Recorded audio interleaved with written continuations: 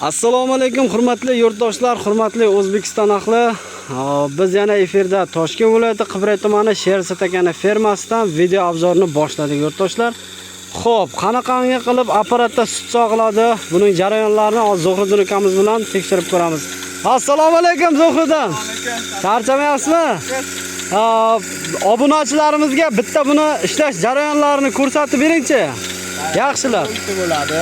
Hop. Hop. Buraydi.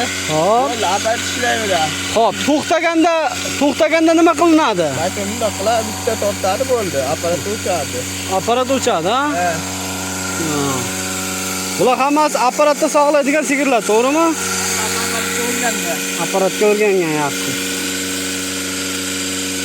Qoldirmay sog'ib oladi bu, ha? Ha, tozalab sog'adi. Apparatning original akalar Barbaros mana. Apparatning originali yurtdoshlar. Kimga kerak bo'lsa, pastda nomerlar qoldiramiz, aloqaga chiqaveringlar yurtdoshlar.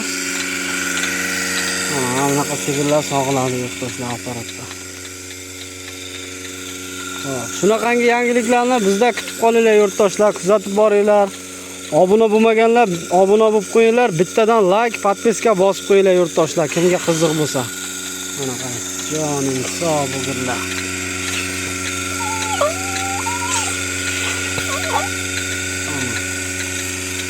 Yurtdoshlar sog' bo'linglar, salomat bo'linglar.